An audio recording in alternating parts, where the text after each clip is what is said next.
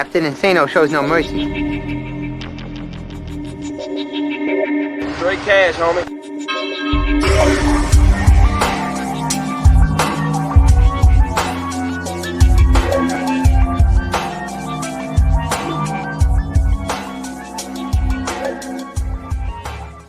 Hold on to your butts. What's up, everybody? Welcome back to the Basement Monsters podcast. It is halftime, and Titans are down 14-10 over the ball against the Baltimore Ravens. Baltimore was able to go down late in the late-ish in the quarter and punch it in the end zone to get that 14 points. And then you saw Tennessee march their way down, and they kind of stalled, but they got 3 points. It's a close game. It's exactly what we thought. Another good battle between Tennessee and Baltimore. I feel like this is going to continue in the second half. Both teams need to get that running game going.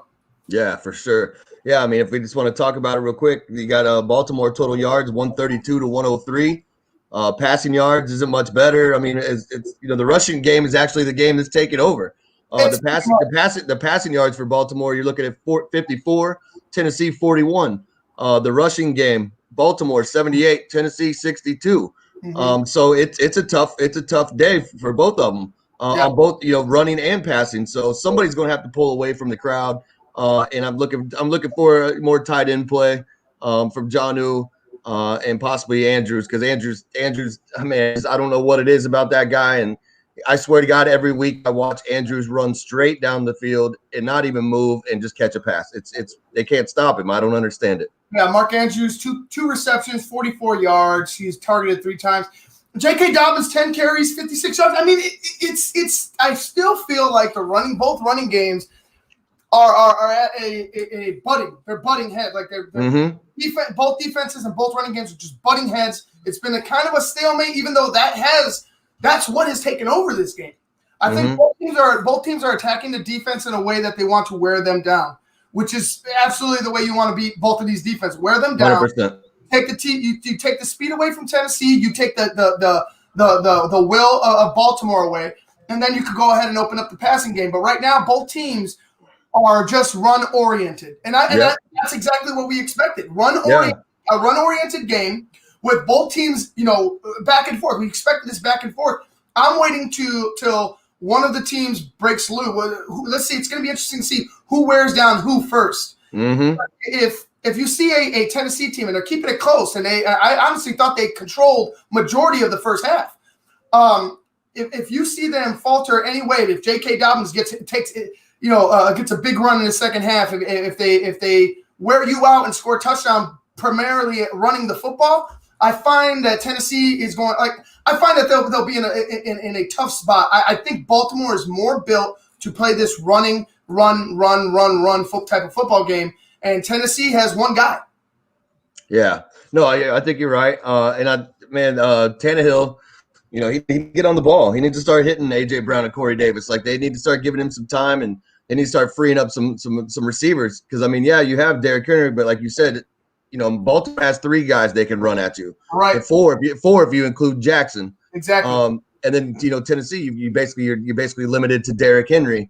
It's gonna can Derrick Henry hold up against 3 running backs and beat down that Baltimore defense? That's going to be the major key. But I think in the second half, I'm looking for this game to open up, and I think you're going to see a lot more down the field from both teams. I think you're going to see a lot of A.J. Brown. I think you're going to see a lot of Jonnu down the middle. Baltimore, you're going to have to get Hollywood involved. You're going to have to get him going, streaking downfield. You're going to have to find a way. Look at Marquise Brown, two targets. Hollywood's got 2 targets, no receptions. 2 targets. That doesn't get it done in this league. Even Dez has a target. Still doesn't get it done in this league because he doesn't have a reception. You got to be able to throw the ball after, in the second half. That's point blank period. You have to throw the ball in the second half. Yeah. For both teams. Right. I think that's the key to it, though. Is I think who wins this game is going to be the team that comes out in the second half and starts throwing, because A, they're going to start moving the ball down the field, and B, it's going to back the coverage up, and then it's going to allow that run game to start thriving underneath. So whoever comes out, I feel like who comes out starts taking shots down the field first wins this battle, and then I look for whatever team that is running game to get started real good. Connect on those shots. Connect on those shots. Yep. Connect on those shots. They have to. There needs to be a breakthrough. I feel like I forgot who gets the ball coming into the second half. I think it might be Baltimore. Take a shot. Mm-hmm. First, within the first couple plays. If it's not the first play, take a shot the second play off of a play action. You have to be able to surprise this team coming out in the second half. And not saying that you're going to succeed, but just to keep the thought in their heads, hey, they can go over the top. Mm-hmm. Yeah, they got to respect it. Definitely got to respect it. From around the league, we're going to go ahead and get to some scores from around the league. We got Cincinnati 9, Washington 7, Atlanta 9, New Orleans 10, Pittsburgh 17-3 over Jacksonville. Wow. Houston. Yeah. 20, New England 10 at the half. Wow. Yeah, Deshaun's playing today. Deshaun is balling in New England against New England. That Steelers Jags game is a little more interesting than what that score shows. I've been kind of flipping back and forth between the two, and man, there's been some Chase Claypool amazing catch in the corner. Right. I don't remember who the other guy. I don't remember if it was Johnson or who that, but somebody else on the opposite sideline. Man, a bobbled, hit it like 3 times, snatches it, catches it, lands at the 1 yard line. Great concentration on that catch, man. Wow. And Jacksonville, I mean, like Robinson is running on that defense. So that game's a little obviously, they don't stand a chance in Jacksonville without, with Luton or whoever that guy is. But Robinson is actually running on this Steelers defense. Robinson looks good to me. Robinson really looked like he looked. I mean, he was their guy coming in. That's why they got rid of Fournette because what's his name down there? The coach in Jacksonville. I forget his name leaves me right now, but he said that Robinson was his guy. Like just seeing it during the limited training camp that they have, Robinson was his guy. So I'm not surprised at all that Robinson's having a great day against that team. Michael Halatek, my co-partner, my co-host in the Barely pregame show and also the Halatek Hall show, watching offenses exploit the middle of the field with tight ends.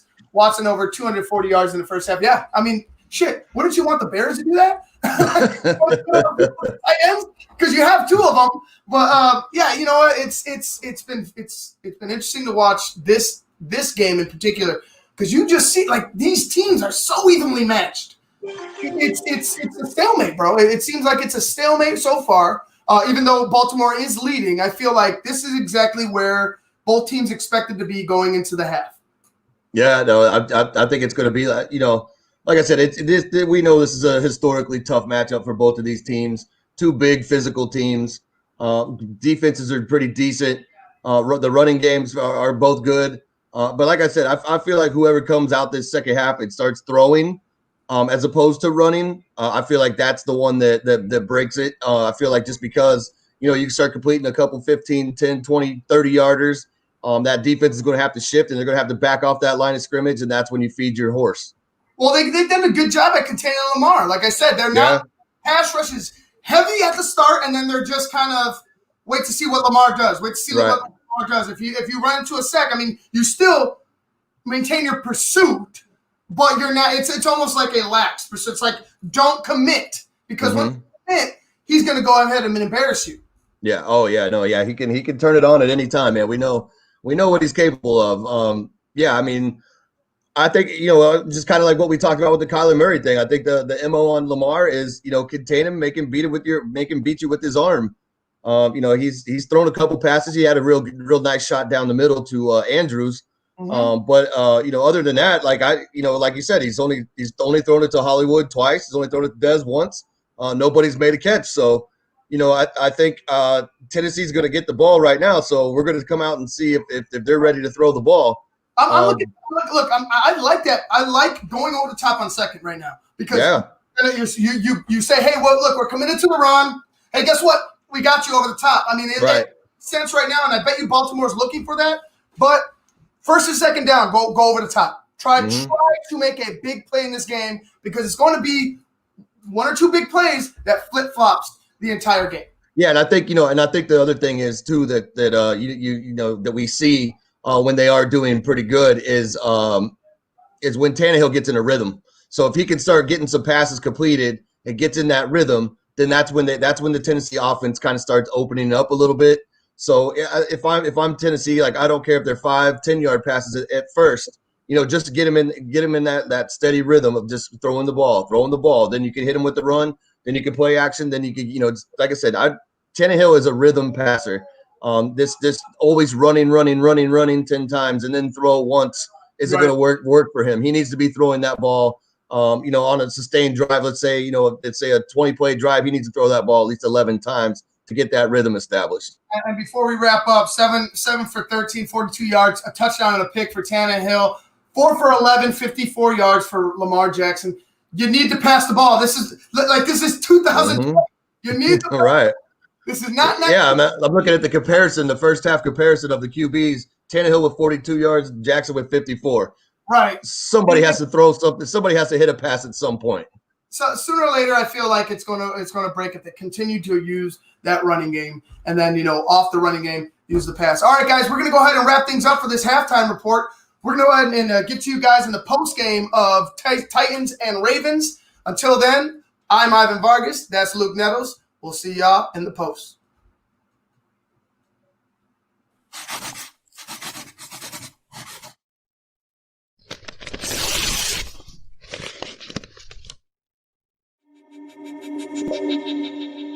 Captain Insano shows no mercy. Straight cash, homie.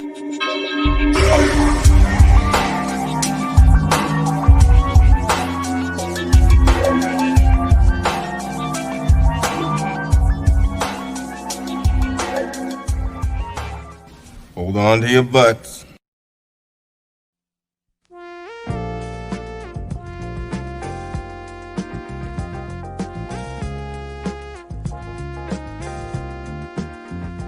I just heard my favorite band is in town. I'd love to get good seats, but everywhere I've looked, the ticket sites have crazy service fees. Haven't you heard of TixSplits? Who? TixSplits. They don't gouge you with crazy fees. The price they advertise is the price you pay, plus a small delivery fee. Never pay service fees again. Go to TIXBLITZ.com today. TixSplits.com. Guaranteed seats, low prices. That's TixSplits.com. Every ticket, every venue, everywhere.